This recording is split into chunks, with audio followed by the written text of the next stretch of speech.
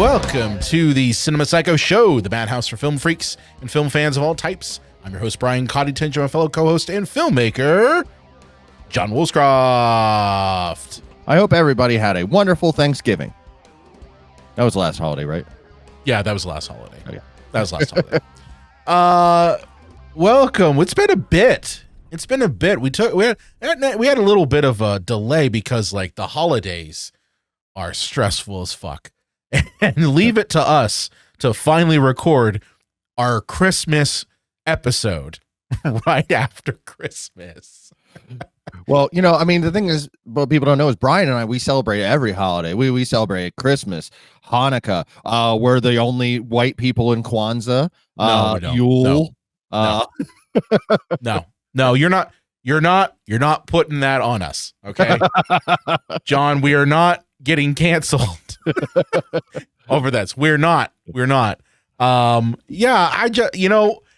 recording this on the 26th. I'm assuming this will probably come out during the funk week of between Christmas The week and New that time Year's. forgets. Yeah. And this week we really just wanted to kind of hit our Christmas episode. And this week we're talking about our top 3 or 4 or however many John has, because he always has to. How many do you have? 5. Oh, plus some honorable mentions. Of course you do. Our top Christmas slashers. So if you're still in the mood for Christmas, if you finally put away that fucking elf and you finally are done and you want to sit down and watch some Christmas slashers, we're gonna be talking about them today. I got a Snoop on a stoop. I guess I got to put him away. You got a Snoop on the stoop? Yeah. I want a Krampus on a, what is it? Was it Krampus on it's Krampus on something. It's mini Krampus. Okay. Oh, yeah, fuck. that'll scare the life into the kids, Yeah. Yeah. I'm not, well, you know what? It's a thing where like my daughter knows about Krampus, but she's still terrified of him. And I've tried to explain him like Krampus isn't real. Like Santa absolutely is. Santa is real, but Krampus is fake. It's fake. But then at the same time, like around Pittsburgh, we'll have like the winter solstice celebration. Yeah. We'll have Krampusnacht, and you'll see people dressed in the most awesome Krampus outfits, and I can't take her there because it still feels too real. I almost would just be like, they're just guys in suits. Don't worry, they're not going to get you. But she's still terrified. One of these years, she's going to want to go to the Krampus festival, and one of these years I'll get that. But I will tell you this: speaking of horror and Christmas, I binged all of Welcome to Derry and Stranger Things this holiday season. Yeah. No spoilers. I'm going to be watching after this some Stranger Things. Yeah. Good stuff. So I guess first off, John, let me just ask you this: why do you think there is a desire to merge slasher horror movies with Christmas? Like, what is it about these two genres of film that just kind of merge together in a way that we see? Well, first off, I'm really glad we're doing this because this is one of my wheelhouses. I love a killer Santa, or just people getting killed around the holidays. But I think it's because it's one of those things that we hold so sacrosanct, it's all about the good and the purity and, all the songs and the good cheer and goodwill towards men that of course invites, the ironic over to it. Brian and I are essentially the same age, separated by just a couple of months. And like, we grew up with, The Simpsons, Beavis and Butthead, South Park, Rocky and Bullwinkle, The Muppets, all these things that kind of took like your kind of honored traditions and flipped them on their head, because, nothing is truly sacred. So I think the idea of, having A Christmas Story and It's a Wonderful Life and Miracle on 34th Street, you need to have a balance, especially if you're in a Buddhist set of mind. So you got to have a Silent Night, Deadly Night, and a Gremlins and things like that to kind of just counterbalance the whole thing. Yeah. I also think it's a desire for those of us who are like, yeah, no, dude, like Halloween's my jam. Like, maybe you're just not in that mood for all of the holiday stuff. I say this as someone who is a dad, that the holidays, when you're a parent, are stressful as fuck. Like, they seriously are. There's a lot of expectations you put on yourself. There's a lot of expectations that your kids put on the holidays because you want to make sure that they have those memories that you had. And so, like, it zaps all of your energy. So when you're then inundated, and I don't know, John, if you feel this way too, I know you don't have kids, but like when you're inundated with nothing but the joyful Hallmark holiday crap, you're just like, fuck you. Fuck you. I want something that is the opposite. And that is where I go to Christmas horror movies. Well, yeah, to kind of piggyback on that too, even just the stress of the season. Yeah. Like the weird thing is that fun in and of itself can be stressful. Like, I think, I got to watch all these movies this time of year. I got to listen to all these songs. I got to decorate and and all this, like, wrap the gifts and stuff, which I enjoy all those things. But man, it can be exhausting at the same time. And every once in a while you go, man, fuck Christmas. Yeah, I mean, I hate to say it. I mean, I am not a Christmas Grinch, not by any stretch of the imagination. I actually do like Christmas for my kids, but it is a lot of pressure. It's a lot of pressure on parents. One, it's pressure financially. It's pressure, just that you're doing these things for kids and for family, and you've got all the things that you have to do. You go meetups here and there, and don't get me wrong, they're fun. But there's a lot of work that goes into it, and you're when you're dealing with both those forces, you tend to want to, at least I do. I find solace in watching these Christmas horror things. There's a reason why, like, my wife and I were like, yeah, Christmas is over. We're gonna watch Stranger Things right now. We watched everything last night, because we're like, we need that, or we're going to finish Welcome to Derry. We're going to blow through that. You need that cathartic, I want the exact opposite of Christmas right now release, Between like Black Friday and Christmas Eve. Yeah. It's like, give me all the Christmas. But once actual Christmas Day rolls around, I'm like, no, I don't want to put on another Christmas. Let's watch something else that doesn't have Santa or elves or. Well, I tried to get my daughter to watch like one Christmas movie. Like, I was like, hey, let's throw on Christmas Vacation, because that's like one of my favorites. She's like, this is boring. Like, really? No Rudolph or Grinch for her or anything like that? Huh? Like, she likes the Grinch. She likes the Grinch. She likes the Jim Carrey Grinch. She likes the live action one. Yeah. And that's because she watched that at school. But like, the younger generation, I know this has nothing to do with fucking, Christmas slashers, but like, I tried to get her to watch the saccharine shows and the saccharine Christmas stuff. She wasn't having it. She actually preferred watching Welcome to Derry instead, which I'm pretty sure traumatized her. But we watched that, and we watched it as our Christmas movies for this year. But yeah.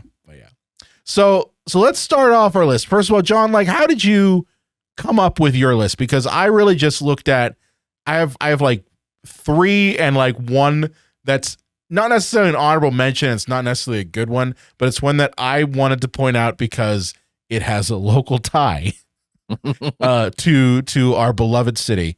But how did you formulate your list of top Christmas slashers? So yeah, again, this is my wheelhouse. I've tried to make myself an encyclopedic knowledge of Christmas horror, but not just horror, because we've done that too. You can check the back catalog. So you won't be hearing about like Gremlins or anything in here, because I don't necessarily consider that a slasher film. It's not. Yeah, but I came up with something I have to mention, bizarre ones, honorable mentions, and then my top 5 that I have here. Nice. I have no methodology in how I picked mine. I was like, I kept racking my brain on this one, because I discovered a lot of the Christmas horror movies that were not necessarily like the ones I would gravitate towards aren't necessarily slashers. Like, I almost put Krampus on here, but I'm like, that's not really a slasher. Like, that's, kind of in the same realm as Gremlins. He's like some sort of, supernatural being. He's not like a some sort of monster within the neighborhood or something like that. Because I really do think a slasher, for the most part, and like there's one on my list here that you're gonna look at and go like, Brian, you completely threw out your own point. I really do think slashers, by their own merit, have to be somewhat grounded in reality. Somewhat. Like an obsessed fan, the local weirdo in town, some murdering psychopath that's escaped from prison. It's some sort of real horror, but just wrapped in, the red and green wrapping paper of Christmas. Yeah, well, I have one on my list. I'll be interested to see what you think. Okay. All right. Do you want to go first? Or do you want me to go first? All right. Yeah. Since you're the encyclopedia. Yeah. One thing I do have to mention, I had to disqualify it because, for one, it's one section of an anthology film, and then the remake of it was on television on HBO, and that's All Through the House, which is based on the old Tales from the Crypt pulp comics back in the day. It's about a woman who kills her husband and is trying to get rid of the body when a guy has escaped from an insane asylum dressed like Santa Claus. Pretty basic kind of stuff. The 70s one that's part of the anthology film, if for nothing else, if you want to see the ugliest interior decorating you will ever see in your life, it's from the 70s. Everything is terrible in this house.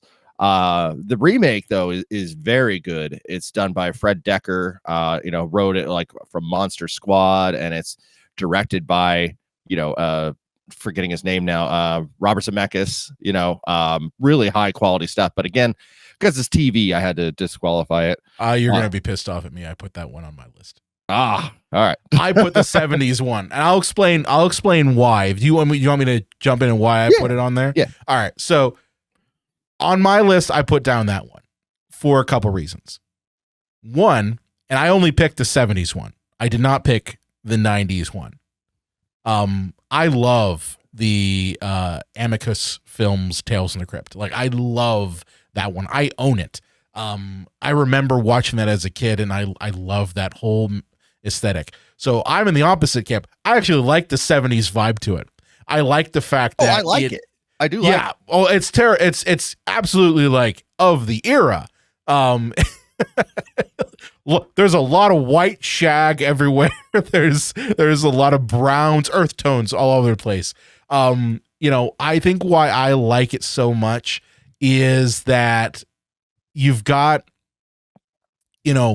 this pervasive Christmas music that happens throughout the entire section of that film, right? This pervasive Christmas holiday music that has gothic undertones to it.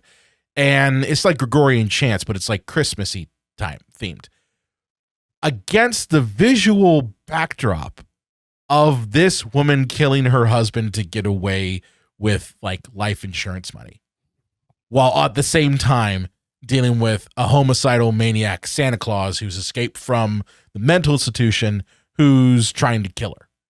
So like there's a lot of terror in there, but that music, if you watch it again, that music's there the whole time, and it just presents a nice counterbalance to what's going on. And I think that's why it's like one of my favorite like examples of how you can mesh these two things together, Christmas and horror, and specifically slasher horror, in a way that feels really, really good. Agreed. Yeah. Okay. I didn't know because it was part of an anthology film if that counted, So I mean, for me, it's a gray area, absolutely, but like for me, like I count it. Some of the bizarre ones, we have Jack Frost, which is a killer snowman, and fucking love Jack Frost. All I can say is thank God that they didn't take themselves too seriously. It is very, very, very tongue in cheek.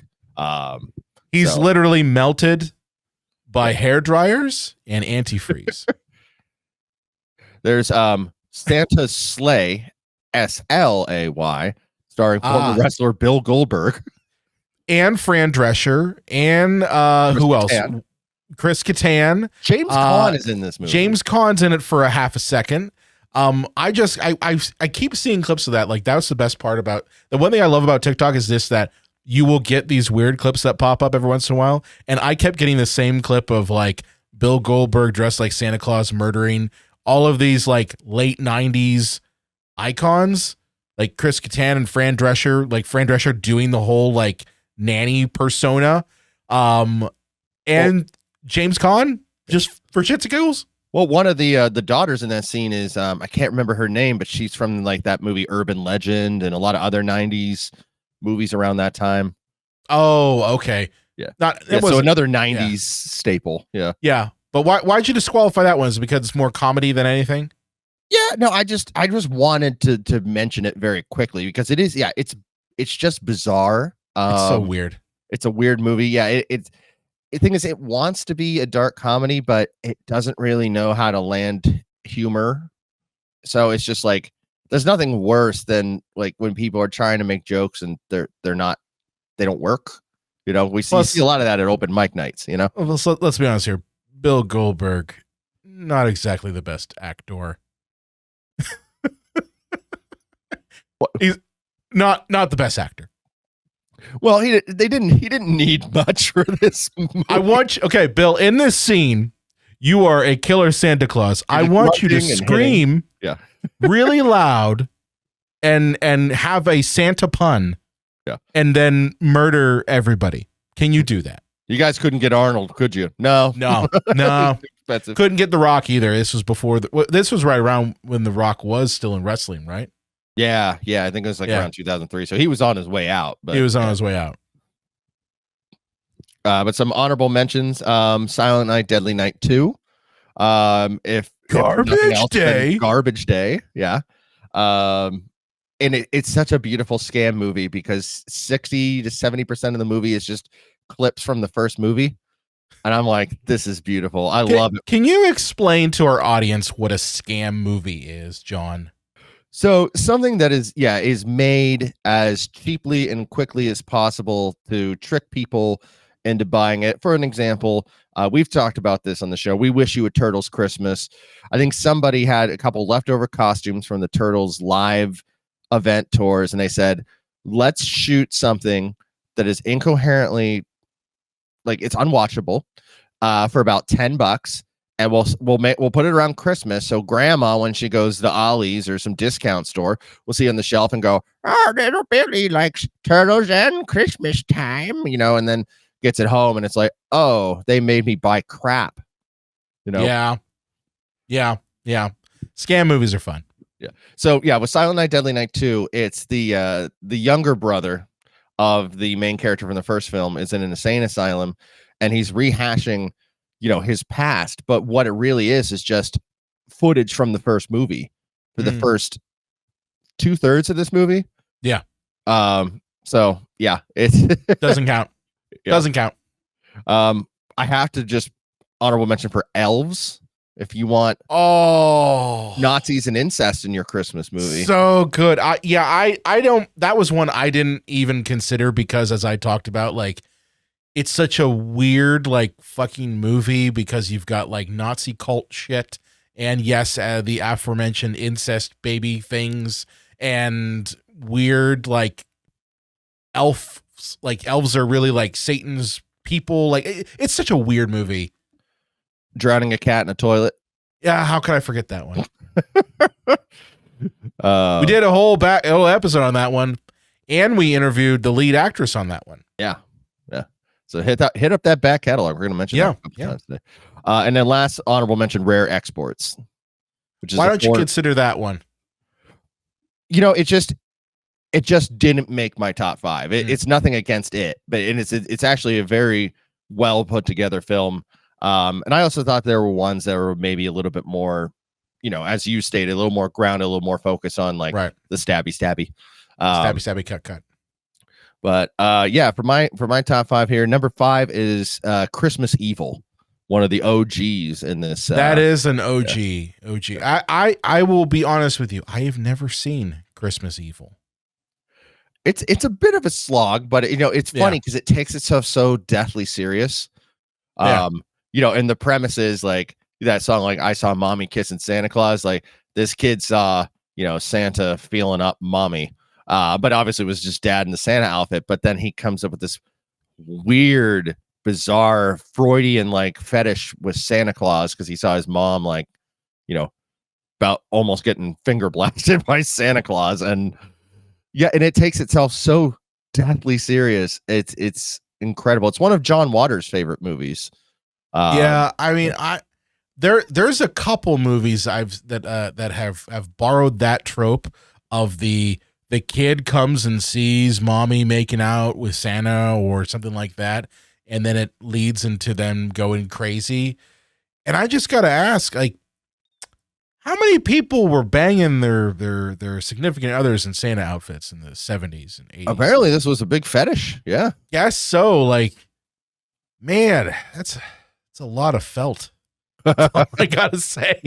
There's no way you're not sweating in that thing already, Yeah. It's like, you want my swampy balls and ass? You want Santa swamp balls. Oh, gross. Which wouldn't be as bad if you use Manscaped. Oh wait, no, they don't sponsor. We're not sponsored by that. We're not sponsored by that. Number 4. So this is where you mentioned it earlier, and I gave a look because I don't know if you're obviously not going to agree with me, but I do have Krampus on my list. Oh, now why do you have Krampus, given that you wanted to be more grounded in reality? So I mean, because it's so good, it's such a good movie, and Krampus is going really around trying to kill everybody. Yeah. So he is picking them off one by one. So it does follow that vibe of what a slasher film is, where usually it's like everyone gets their own little vignette of who dies, and it's always in a creative way. No, I love Krampus, like in terms of like as a film and as a Christmas horror movie, it's absolutely excellent. I just didn't want to necessarily consider it because I'm like, it's kind of not grounded in the real, like that's my only vibe is like, there's a lot of things. Monster movie, would you say? Yeah. Well, even like that, like it kind of goes a little bit into like elves territory where it's like some sort of Christmas like spirit thing that's killing them rather than it being a person who's just an insane person. Like slasher films for the most part, they're always grounded in that monster that is down the street.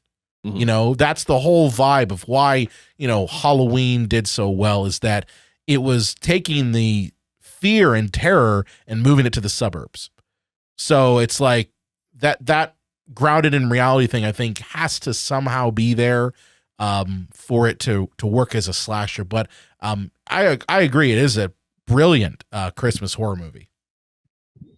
It's just a good movie in general. I do suggest, dear audience, that if you haven't checked out Krampus, because some of these are ironic. I'm not going to lie; they're not going to be for everybody. But Krampus is just good across the board. Number 3 here, A Christmas Horror Story, which is an anthology film that has many different is a good one. Christmas-based horror stories. That is a good one. I watched that one, I think, for the first time 2 years ago.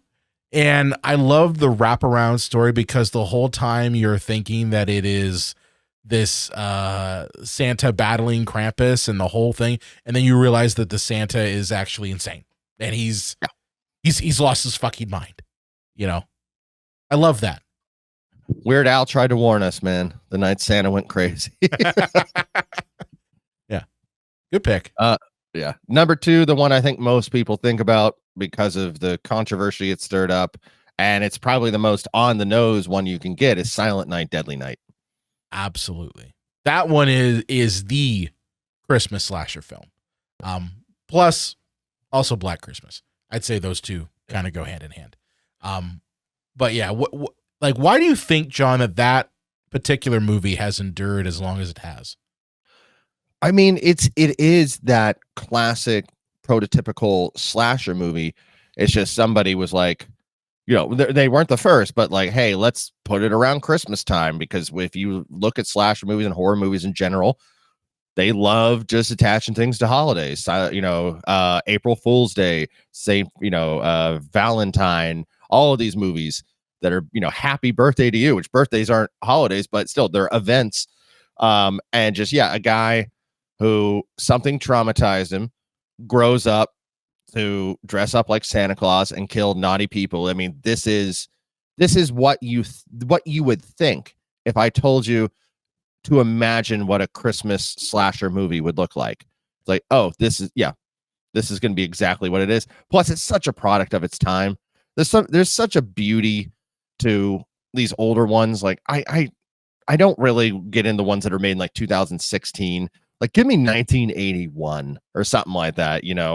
Oh, it's just grimy and gross and politically incorrect and just awful. Well, you mentioned that there's a controversy regarding that film. Why? What is the controversy regarding it for those of our audience who maybe are not as steeped in the knowledge as you are? Well, if you want a huge in-depth version, you can go check out my YouTube channel. But this is far from the first time we've had a killer Santa on film. Hell, the 5th movie on my list, Christmas Evil, came out years before this one did.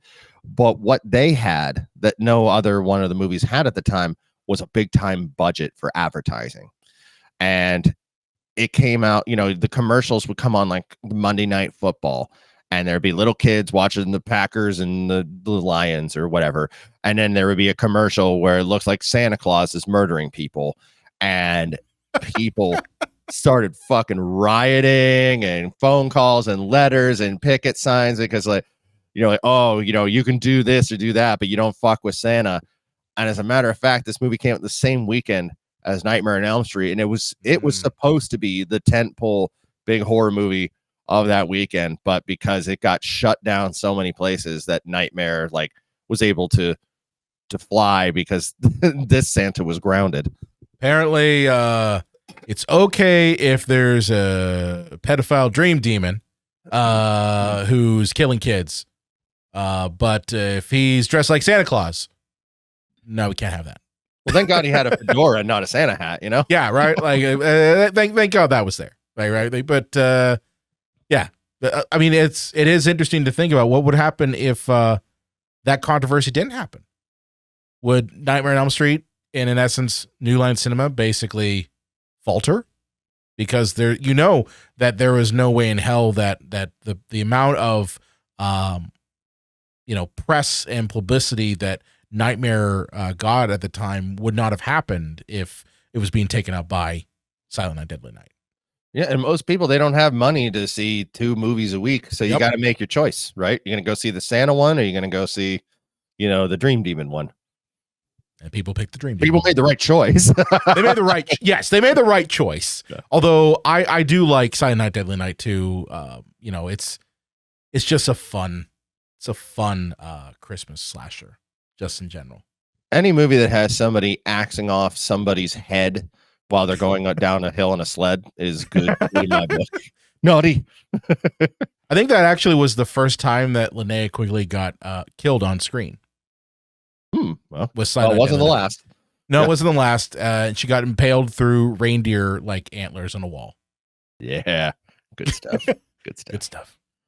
I was just worried he was going to hurt the felt on the pool table. Come on. Oh, you got to replace the whole thing if you scratch it. Yeah. But and of course, you got to go with the OG, the best ever, Black Christmas, #1. Oh well, yeah. That's we've talked about Black Christmas so many fucking times. I think we mentioned it during our Christmas horror movie episode. We did what was it? Our 200th episode. Was it 200? Yeah, our 200th episode was alive with Black Christmas. Yeah, Black Christmas. Not only is it a damn good slasher film, it's the archetype for the modern slasher film because it predated Halloween. Mm-hmm. A lot of people don't get that. A lot of people still point to Halloween started it all. No, it popularized it. Yeah. It popularized it, right? The one that started it all, if you really want to get down to it, it's Black Christmas. You could go even back further and say, well, what about Psycho? Yeah, Psycho's got tendencies to it, but if we're talking about showing that visceral slasher film aesthetic, it's Black Christmas, and I would also argue it's the work of giallo Italian filmmakers that really popularized it. Those two things, and then John Carpenter borrowed a lot of those things and made it his own, which I'll never take that away from him, and popularize the slasher genre with Halloween. But yeah, Black Christmas is part of that original seed that made the slasher film what it is. And I think that Bob Clark is just such a great filmmaker because there's two types of filmmakers that could have gone into this. They could one who just said, "Oh, look, this is just some exploitation script. We could shoot it for, 1/10 the budget, pocket the rest of the money, and just throw out some crap, and people go out to see it because it's the holiday season." And then you get somebody like Bob Clark who's like, "No, I don't care what the script is. I'm going to make this as good as it possibly could be." And then John Carpenter did the same thing with Halloween. Halloween in somebody else's hand could have been terrible, absolutely unforgivably bad. But he had a vision and he wasn't going to let the audience down. And so I think that is why Black Christmas is so good, because had a rising auteur that wasn't going to, let any type of movie hold him back. He was going to make it as good as possible. Yeah. I also love the fact that you have two polar ends of the Christmas spectrum represented by the same director. Yeah. Like you have the guy who makes Black Christmas, then years later decide, hey, you know what I want to do? I want to do Christmas, but I want to do like the saccharine sweet like type of Christmas movie, but then throw in my own little curveballs to it. And he creates what I consider is by far our generation's favorite Christmas movie, and that is A Christmas Story. I mean, Jesus Christ. Like we like Lauren and I were talking about this. She was like, yeah, we were telling our daughter that like, yeah, they would play A Christmas Story on repeat. And I think they still do on TBS. Every year they play it on repeat. Not just TBS, it's on TNT. So like sometimes I'll put it on, and if I don't like the part necessarily, I'm like, I don't want to watch this part. Right. I'll see what part it's on TNT. Yeah. Yeah. Well, and like I was at my in-laws and my mother-in-law said, "Oh, is Ralphie on?" You don't even call it A Christmas Story. She just says, "Oh, Ralphie's on." So it's hilarious that the same man who made Black Christmas ends up making one of the most iconic Christmas movies in general, that really has become kind of a tradition for at least I'd say Gen X and millennials. I know that there's other holiday films out there. Obviously Elf is one that I think a lot of people go to who are a little younger than us. But I know for me, like Christmas Story is where it's at. Yeah, I'd say those two are on Mount Rushmore. You got like It's a Wonderful Life, Christmas Story, Elf, and we can debate the fourth one, but yeah. Krampus. Yeah. Krampus is up there. Krampus up there. Good picks. Yeah. Mine are not nearly as thought out. I already mentioned the first one, which is the All Through the House, specifically the 70s Tales from the Crypt version. Again, I love it just because of the dichotomy between the horror and the holiday music playing underneath everything. It sets it up in a very weird way that's very unnerving while you're watching it. And like I forgot to mention this, like the woman who is killed, her husband, she's at the same time trying to like check on her kid while also like cleaning up the spaghetti blood murder that's all over the place, while also dealing with the sloppiest murder I've ever seen. But it's the 70s, so it's the 70s, and it's clearly like spaghetti western blood. It's absolutely that, and it even feels like it's done in like a one take. Like it has that vibe of like the camera's just moving in and out. I mean, it's clearly multiple shots together, but like there are moments when it feels like we're moving with her. And it's just very frenetic, and it's one of my favorite. It's one of my favorite like Tales from the Crypt like episodes, like from the TV series. But it's one of my favorite sections from the Amicus films. And if you haven't checked out the original 1970, I think it was 72, Tales from the Crypt, definitely check it out. Next on my list is Better Watch Out. Ooh, it's so good, but a goodie. Yeah, it's a newie, but a goodie. So, like John, you mentioned a lot of 80s, 70s horror Christmas movies.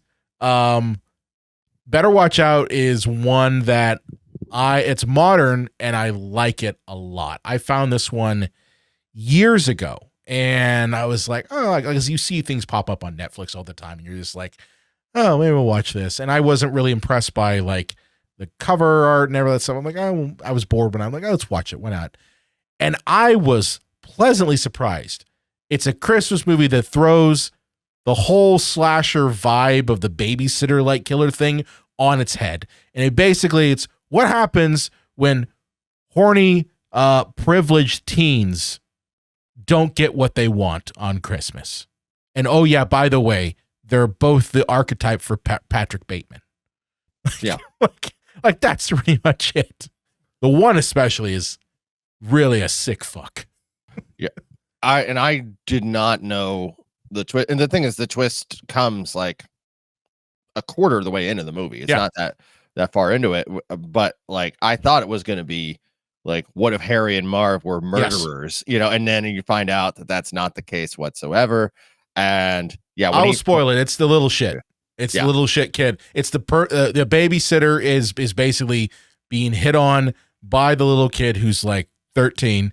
And he decides that to get the woman he wants, who is the 20-year-old babysitter, he's going to just murder everybody and like tie up her boyfriend and tie her up and frame her for like murder. And it's all over the place and it's crazy and it's great at the same time. Definitely check out Better Watch Out.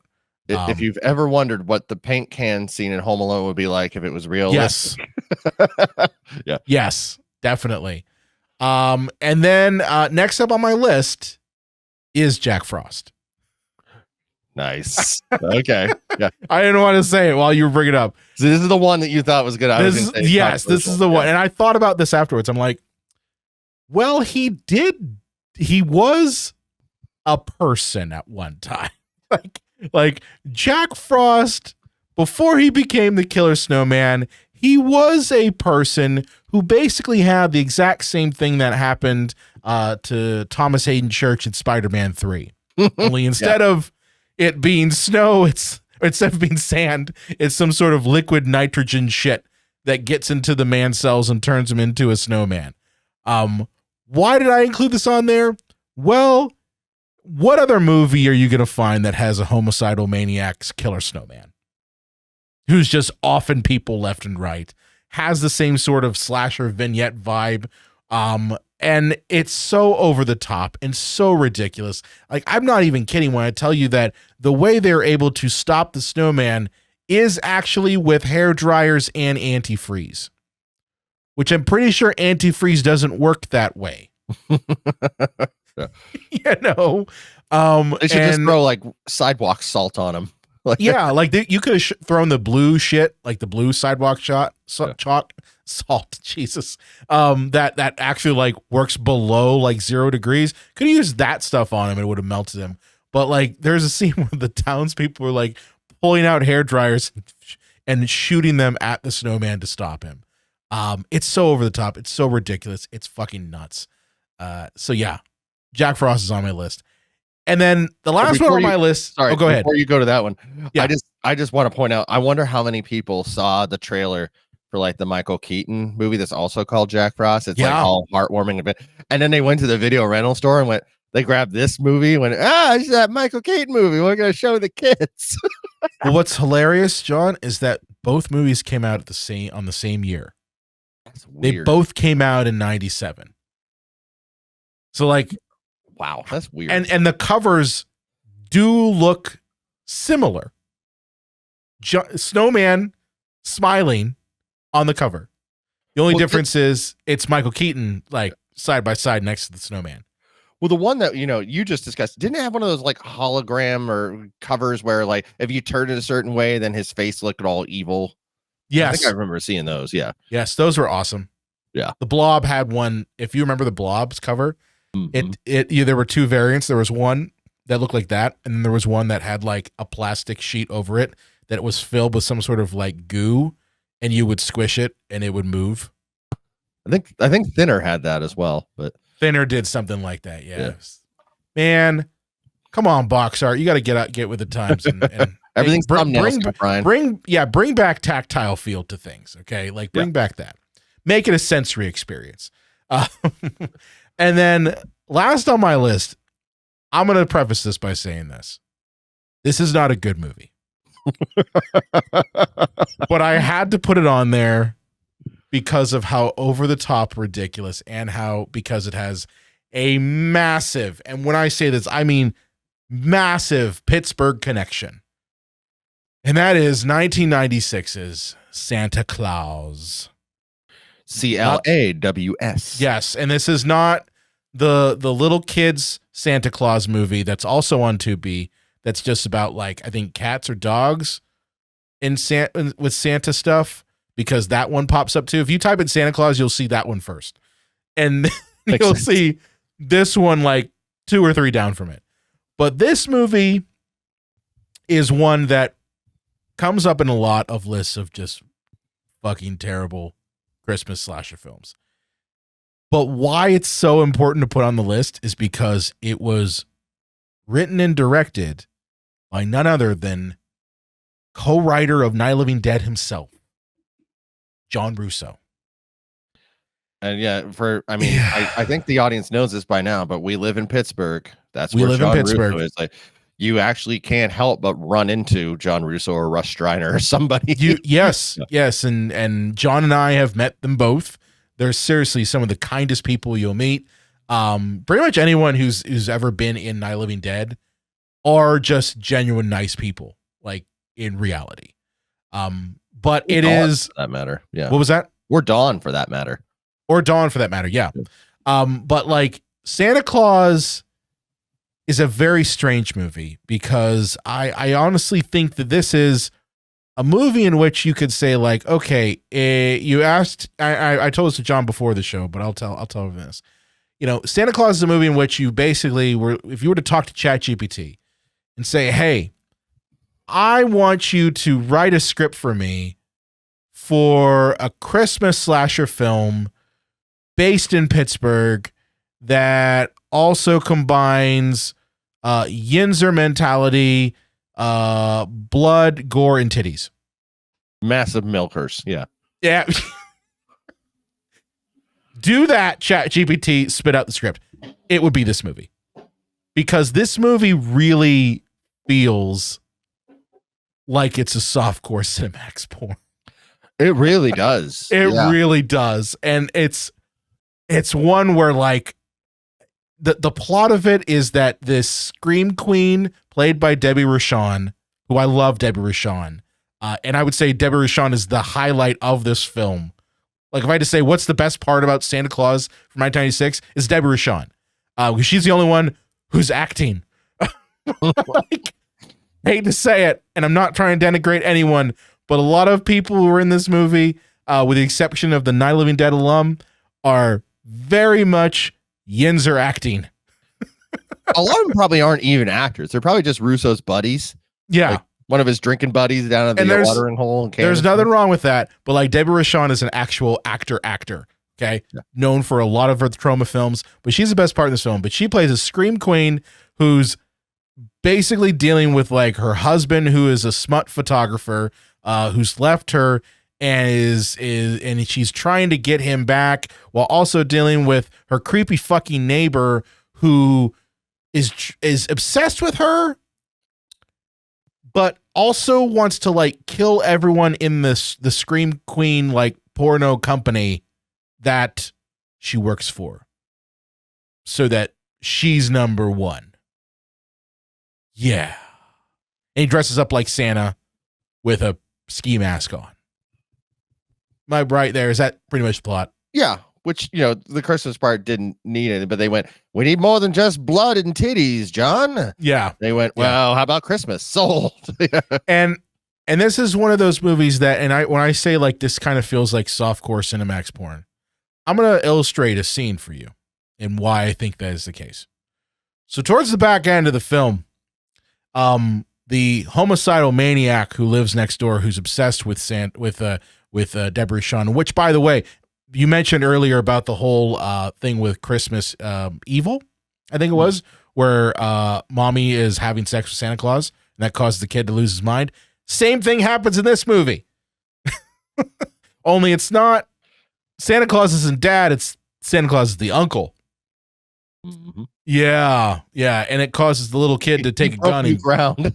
well, this causes the little kid to take a gun and kill both his mom and his uncle. And then Russo gives basically an exposition dump right after about how he's obsessed with his mom, how he's basically hinting at some incest stuff there. I'm like, oh, okay, that wasn't really necessary, but sure, you're the writer and director, go ahead. And yeah, that kid grows up to basically be Deborah Rochon's neighbor. But to illustrate the point of why I think this movie is softcore porn, there is multiple scenes in which we get the leering camera that's just watching a model, or in this case, Deborah Rochon, like undress in like some sort of like photo shoot, while then cutting back and forth with like the story.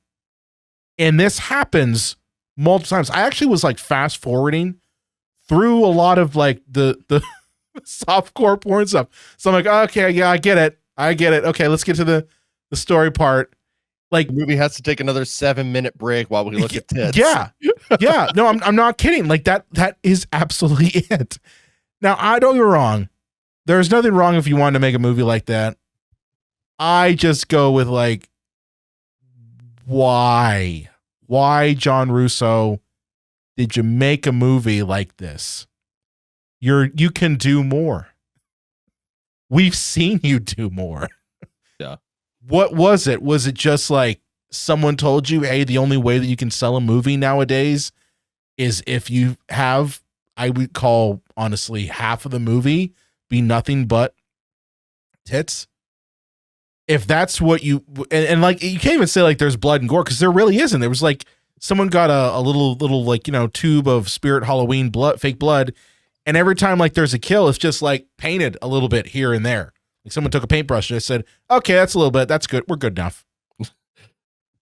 Yeah. It's such a weird movie, but I felt, because there's so many like Night of the Living Dead alumni in this, like I mentioned, like obviously John Russo is in this, Bill Heinzman's in this, a lot of the main cast, like the mother from the film, she was in this too, and it's such a, like, it almost feels like the Night of the Living Dead cast was like, hey, let's make a softcore Christmas slasher film, and this is what you get.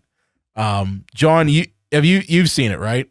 Oh God, I own this movie. You own this one. You Yeah. own Santa Claus. Yeah, it's it is a bizarre choice. It's so weird. And if this had been like, somebody like Neil Breen or something, or the guy who made Birdemic, like I would get it, but like John Russo does have a pedigree. Yeah. That's what I'm saying. Like, he helped create a subgenre of horror that has really, I believe, changed the genre itself. Like before Night of the Living Dead, there were no zombies the way that we know them. That you can attribute to obviously George Romero, but you can also attribute to John Russo. He also helped write Return of the Living Dead.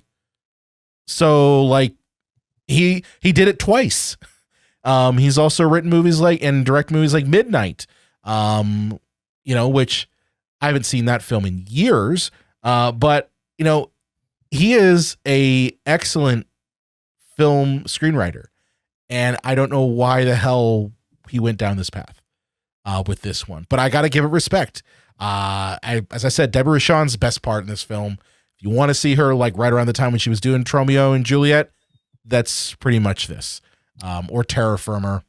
Great films. I think Nipple number 7 was the best performer in the movie. Yeah, Nipple number 7? Yeah. Okay, that was the best one? Okay. Yeah, I mean, it's such a fucking weird movie. Weird. Yeah, so those are my picks. Those are my picks, man. So there you go. If you're looking for something other than Miracle on 34th Street or Christmas Story or Meet Me in St. Louis or any of those like Mhm. classic, really sugary ones. If you want something with a little spice, these are some of our picks for you. In this case, like Santa Claus might have more salt than spice, but more salt and tastes like pierogies.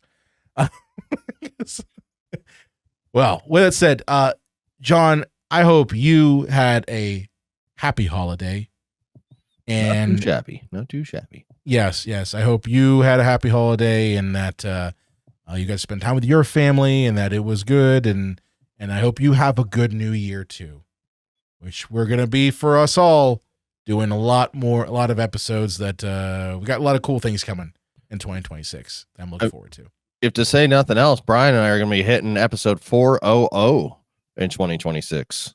Not only that, John, 10 years. Yeah. 2026 marks 10 years of this podcast going strong.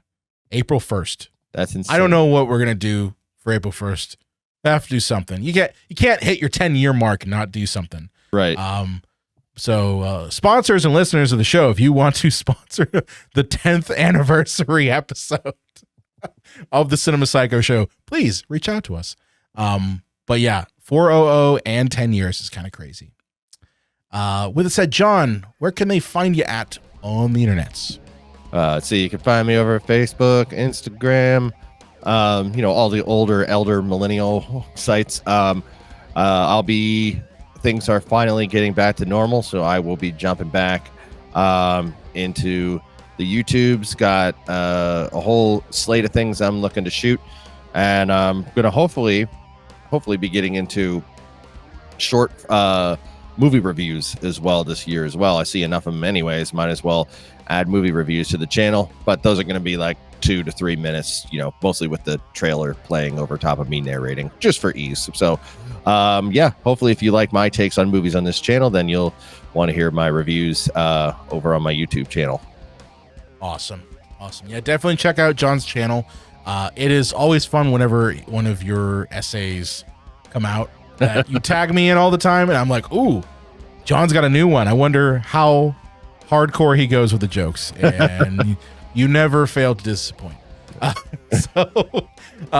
that said, if you've liked this episode, please do me a favor and share it. Share with your friends, share with your family, share it with your favorite Christmas slasher, family relative, someone who's like, I'm tired with Christmas. I don't want to deal with it. I want to find something that I can enjoy that is more horror themed and holiday rich. Okay. Of course, if you have loved this episode, please do me a favor and follow us on your favorite podcast platform of choice by going to cinemapsychoshow.com/follow. You can click that link and go right to our page. All the buttons are there. You can follow us on your favorite app of choice. Great way to follow us. And of course, if you're watching us here on YouTube, hey, do me a favor. Hit that subscribe button, hit that like button, and hit that share button. Leave us a comment too. And with that said, happy holidays, happy new year, and we will see you next time. Make sure you get a safe ride home on New Year's Eve. Don't be drinking and driving.